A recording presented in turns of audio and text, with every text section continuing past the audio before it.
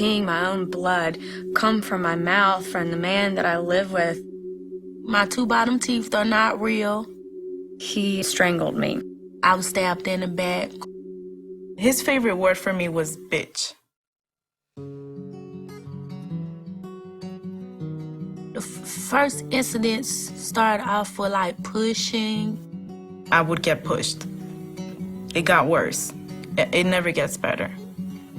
He took off his belt in the gas station and he put me in his car and he had to hit me maybe 20-some times. Being asleep and being woken up being punched in the face, it's pretty intense. It's pretty traumatizing.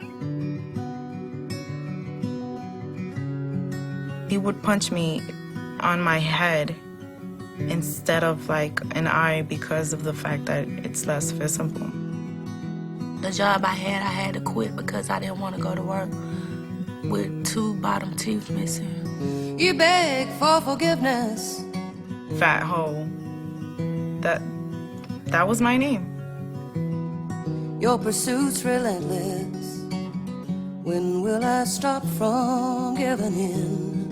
He liked to kick me in the kidneys when I was on the floor. Someone who used to be a soccer player, he kicks pretty hard.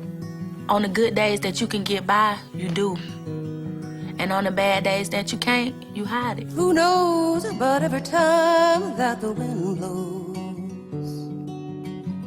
you come back into my life to haunt me once again. He would interrogate me daily about my whereabouts, about what I was doing, who I was seeing. He was that controlling that even the chores had to be done the way he said it. You know, I think of it now, I could have lost my baby that day. All because I didn't clean the house the way he wants me to. I was stabbed in the back over my right shoulder. And I had to go to the doctor. And to not be able to tell the truth and explain what happened. So he pretty much did all the talking. And that's just to ensure that I wouldn't tell. Could it be I loved you long ago? But there's nothing to hold on to. I no longer love you. The respect I had for you is gone. It's almost like you're holding onto this rope, and it's just like you got one finger holding you up, and that's it. Do you let go? Cannot do it anymore. I don't know what to do. I don't know how to get out. I don't know where to go, who to tell, who not to tell. What are they gonna think about me? When my parents sent me to another state, I stayed for a year. When I returned, he still pursued me, still followed me, still tried to pick my locations and where I'm gonna be in point A and B. And it's almost like you can't never get away from that person. Over the years, I've left him about 8 times. I racked my head and made your bed, and still things stay the same. You don't ever tell them that you're gonna leave because it gets worse from that day on. I did leave one time and I went back. And then I left a second time for good. And even though I promised you in sickness and in health, I tell you now I break this vow, I'm moving on to something else. I don't think about fearing for my life. I think about making sure I make it through. And I think that's how you survive and how you get out and you become stronger. For some reason, I didn't think about myself. I was thinking about my son. I am currently still finding ways to stay away from him. I never go the same route every day. I live less than a mile from my job and I never take the same route. I don't even know you, but then I probably never did.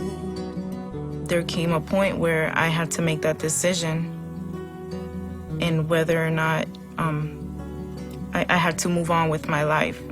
I had so many things running through my mind. I mean, I would come up with plan A, plan B, plan C, plan D, then plan F, and it's like nothing would make sense. So I gave PADV a call. I'm moving on.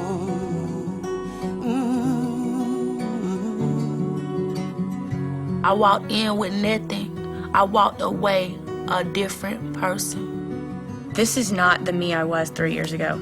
No, I was a shell of a person. Partnership Against Domestic Violence gave me my first car. I was really excited about it. I'll never forget the day.